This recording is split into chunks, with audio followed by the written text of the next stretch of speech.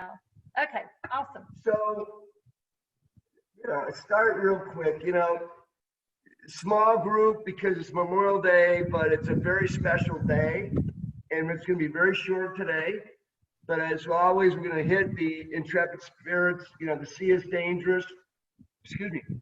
And the storms are terrible, but these have never been sufficient reasons to remain ashore. Unlike timid souls, intrepid spirits seek victory over those things that seem impossible. Because with an iron will, they embark on the most daring of all adventures to meet the shadowy future without fear and conquer the unknown. That's Ferdinand Magellan, our buddy Ferdy, right? Today, the small guy, we're all present, we're all here, so I'm not going to bang on that, but it's Memorial Day, and I thought about just giving a quick history, and then whoever wants to talk about stuff, what it means to them, at the end, we'll do that. And Mike, I'm sure it means a lot. You're probably the most important guy in this call.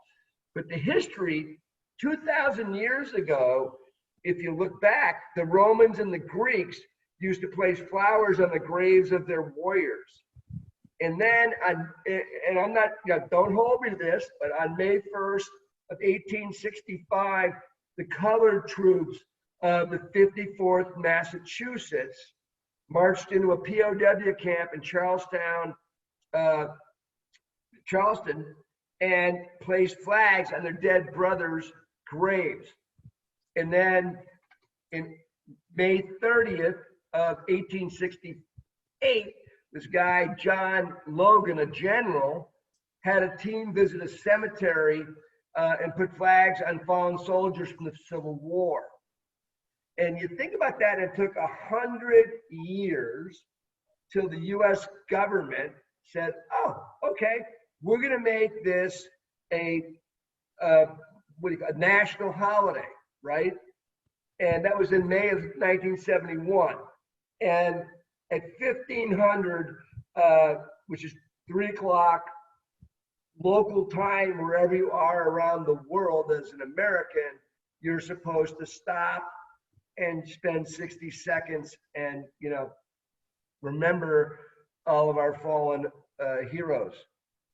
And I would just say, when I get that, I'm going to give a quick thing on what turned me on to this, and then whoever wants to speak afterwards, I'm going to turn it to Stuart, but then Mike or anybody on the phone that has something to say, great. But in early May of 2012, well, I got asked to start a national relay thing called Carry the Load. And actually, I got asked in June of 11, started it in May. We walked from West Point Cemetery. We're about, 36, 40 hours into it. We're in downtown New York and pretty exhausted, to be honest with you. Coleman Ruiz, a Navy SEAL, was our kind of commander, and off we're walking, and we finally get to this place called Rescue 5. And Rescue 5 is a firehouse in Staten Island, New York, right out of the 40s, old. These guys do all of the high building fires, and they train people all over the world for high fire rescue and, dealing with fires in big buildings.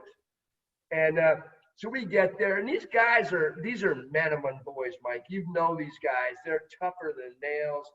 And Jojo, this Italian guy, awesome. And Jojo is like our leader that day.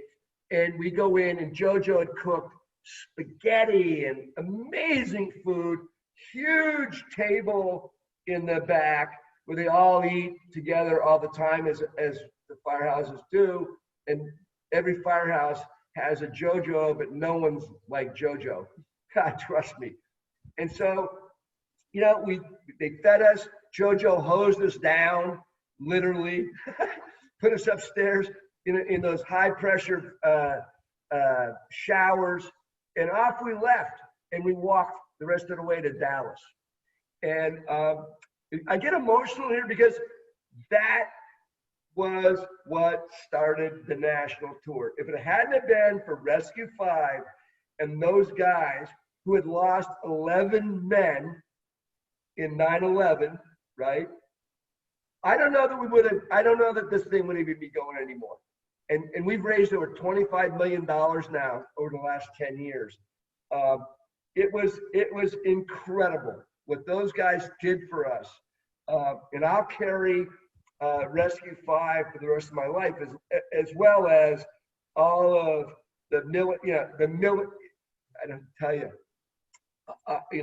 the military guys that have died so that we can sit here on this phone and talk today.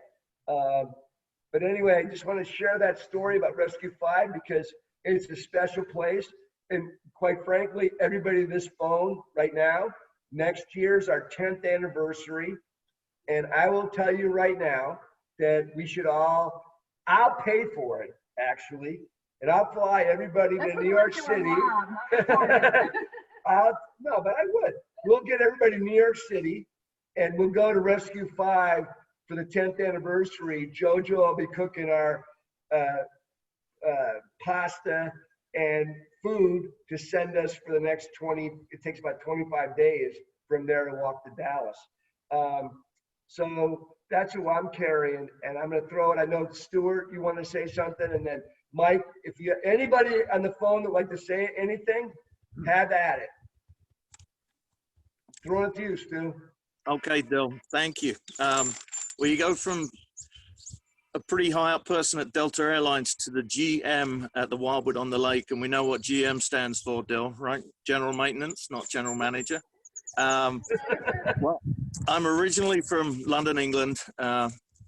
Soccer brought me, real football brought me to Lake Placid, and that's where I've lived for the last 25 years. And when Dill said, say something sensible, I immediately thought of you, Dill, and the impact that you've had on my life in the short 5 years. We've talked a lot and continue working with Carry the Load, national and the local Lake Placid rally, which was postponed this year. So today is a day that I fondly remember you and Susan as a chance for me to get to know two really, really cool people who just generate a lot of heat. You're not a drain. You're a radiator, both of you. And I'm lucky to have you in my life. But that said, today is a day when we remember those who aren't here, who paid the ultimate price in order that we may live freely. Those that we've lost were fathers, were mothers, sons and daughters, aunts and uncles, husbands and wives, maybe your best friend. It's on a day like today, we should remember, honor, and celebrate. But we do that with the people that we hold near and dear to us. So Dill and Susan, today I'm spending this day with you as we remember what Carry the Load is all about. There are people that have lost. I've been fortunate enough to have, well, I did learn, I lost a couple of great-great-grandfathers in World War I, but until then, I was doing Carry the Load out of the love of wanting to give back to those who have paid the ultimate price, the military, the firefighters, the police, the first responders, the doctors and nurses who we've lost to COVID-19. That's what me helping to restore the true meaning of Memorial Day is what this has done for me. It's given me a big heart on a sad day. We all know Dill and Susan from our lives in events, and the Huddle is bringing the gang back together with positive energy. So thank you. So on this day of remembrance, as we remember the fallen, I hope to meet many of you in Lake Placid because we have talked about having a physical huddle in this two-time Olympic village. Dill, thank you for asking me to talk. I'm not going to say too much else apart from enjoy your day, but never forget. Great, awesome. Thank you, Stuart. Thanks, Stuart. Yeah, You're we're welcome. scheming for maybe next summer to have a positive human energy weekend in Lake Placid. So more to come on that. We got to figure out what does it look like next year and what weekends are not like the Ironman or the horse show and all that great stuff. So, but we're thinking we'll have a positive human energy. Mike, would you like to say anything? You know, I'm kind of I'm kind of intrigued at the non-response we've gotten today about all of the people who have been killed by this virus. And I don't mean to be, we're not supposed to be negative, I guess, here, but I'm surprised that this thing is terrible. I would have expected a day like today where we have lost, I mean, you mentioned New York City, in and around New York City. How many of our greatest generation were just put in the ground in the past couple weeks? The amount of knowledge that just left us because of what happened is so much severely more important to me than 9/11. I know that might be a terrible thing to say, but No, it's absolutely correct. as a military type, and this is the precursor. This is the baby biological warfare you never wanted to talk about, and people are doing virtually nothing about it. The biggest thing, I guess, the biggest thing that's happened was, I guess it was yesterday or today, the assistant secretary to the national security, Bubba, went out and gave a speech to communist China in Mandarin from the United States. And that's the biggest blowback that the country's given to China. You know, I just, I mean, that's my 2 cents about. Yeah.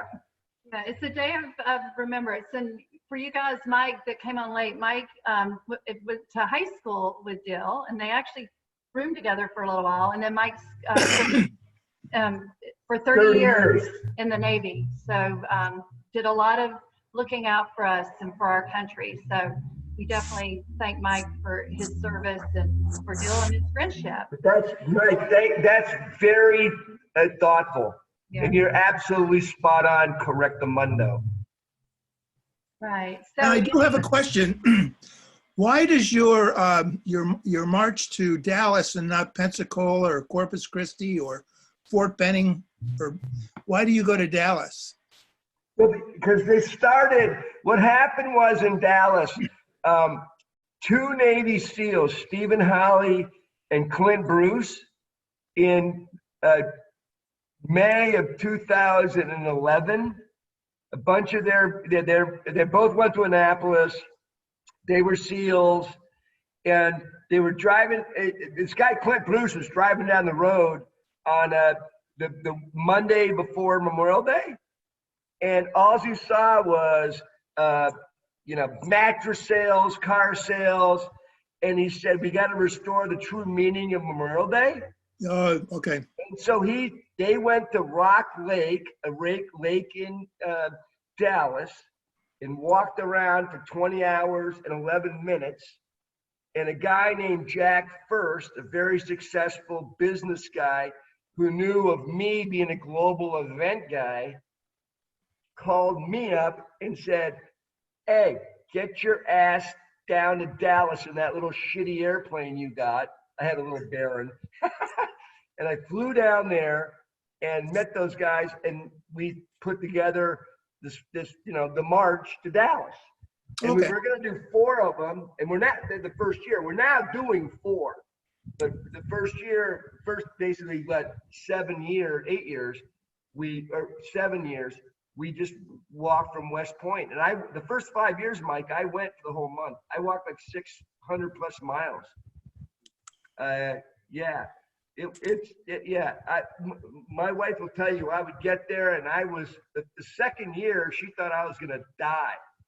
It was 110 degrees. I thought I was gonna die.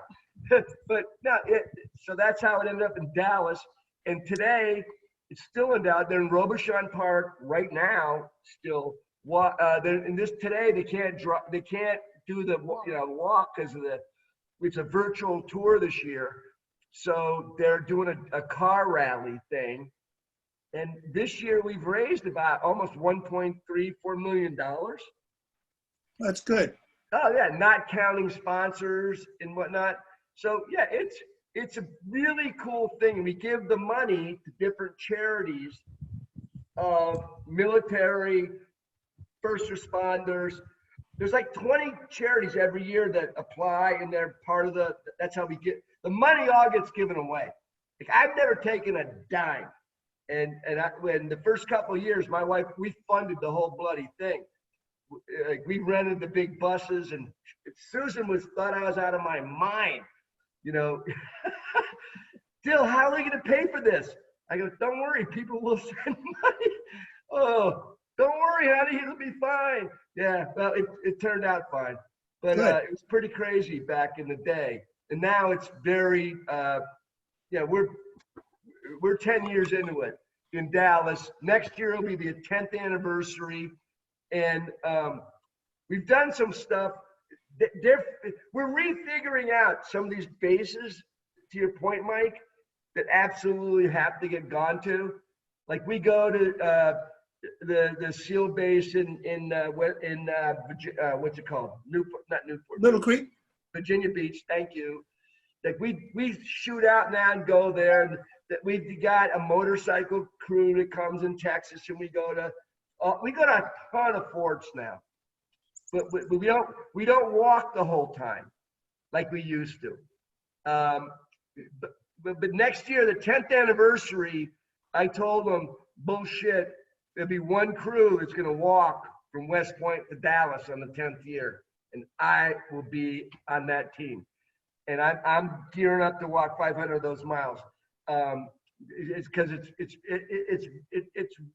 worth it. Well, and the interesting thing about it on those walks, that's where we've missed a little bit on the virtual piece of it, is you walk and the families come out that have lost loved ones, and they get to keep their family member alive and tell their stories and to introduce them. The children come out and walk. So it's very loving and touching, and good for the people walking and good for the families to keep their loved ones. A lot of tears get shed. Lots of tears.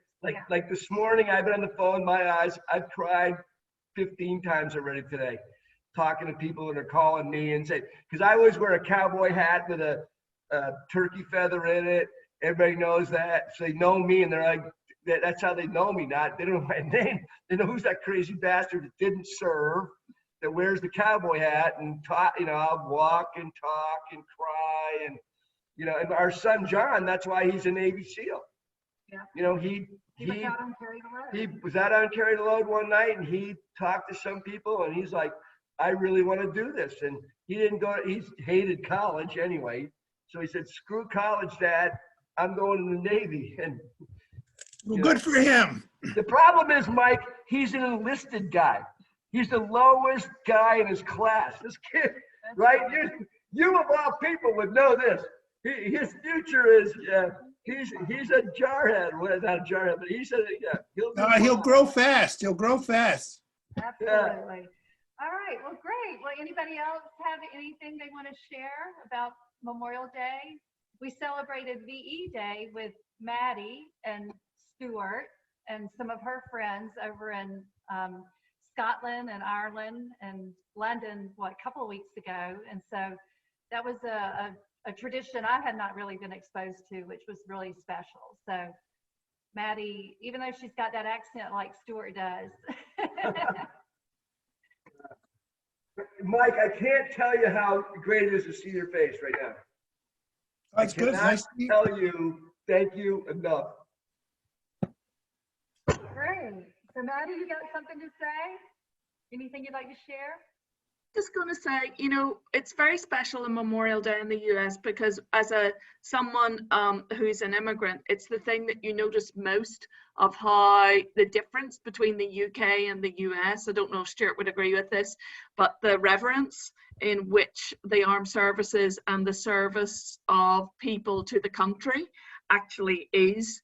And it's very nice to be here today because it is something that's very special that I don't think we really have in the UK. We've Remembrance Day in November, which is the end of the First World War. But as I say, the reverence in which the flag is held and also the service of the military is something that's very special, I think, to America. And you should all be very proud of it. Great. Thanks, Maddie. Thank you, Maddie. All right. Anybody else? Yeah, I'd like to just say, thank you to you guys for showing me how important this day is, and like exactly what Carry the Load does is restoring, and reminding people of what this day is really all about. And, it's good. It's great to celebrate, you know what I mean? Because, it's a weird dichotomy because it's such a tragedy, like what happens. But I think celebrating is such a beautiful way to do it, while also remembering and just sort of being able to feel a little bit of what the families who do lose loved ones, just to be able to have empathy for them and realize, what they're going through. I think that's definitely a big part of it, to not only remember the men and women who've died themselves, but then also the families whose lives are affected because of that also. Yeah, no, absolutely. Absolutely. Yep. Katie or Tom, you want to say something? No, I just have been following the journey again with when Carry the Load. I was seeing the post from you and Susan, and I had to join today and just be part of it because I know how much it means to you both, and it just is such a wonderful thing. And I think sometimes we forget what Memorial Day really truly means, and just people think of it as a day off and don't really think of the true meaning behind it. So I think it's nice to take it should be more than a day, but at least reflect today. Absolutely. Thank you. Yeah. And I just, if you don't mind, I would like to say that this Carry the Load experience has been profound for many of my students. Over the last 6 years or so, my students have walked that walk and taken part in many of the relays, and they all have been changed by it, all for the better, and it has been one of the greatest experiences ever. So thank you, Dill and Susan, for making that possible. Yeah. So when we were at ABAC, Abraham Baldwin Agriculture College, and that's where Dr. Grant is a professor of journalism and other things in life. He does an amazing job for them. But so the students were actually able to go on the relays and be the leaders. And so they got such a great opportunity to learn how to be leaders. But I think the most important thing, and we'll share the video that they did where some of them spoke this year about it, really helped them change their perspective about life and what was given and the sacrifices that were made, and how it really helped them to have a better appreciation for it and to actually grow up and understand, there's more to life than just being a college kid hanging out, right? So, and so Dr. Grant was really good at helping us find some of those great students and encouraging them. So it really has touched a lot of people's lives in a lot of different ways. So with that, we should probably close. Say a hip hip hooray, but family, this is for you. This is for you. You got it. Hey, just a little piece of trivia. My sister Anna, with whom you went to school at St. Lawrence, and her husband Greg Lawton, they live down at Reynolds Plantation. She has either written me or sent me an email for the past 40 some odd years every Memorial Day. Oh, wow. The only person who's ever done that. God, you believe it. That's Yeah, great. God. How amazing. So here's, I cannot tell you, family, how great is to see. You have white hair like me. What the hell's the matter with us? I guess we're old. I've always had white hair. I've had white hair forever. Yeah, but here's the deal for you, family. Hip hip, hooray! Hooray! Hip hip, hooray! Hooray! Hip hip, hooray! Hooray! We'll see you next Monday. You bet. Thanks. Bye. Bye, everyone. Carry on.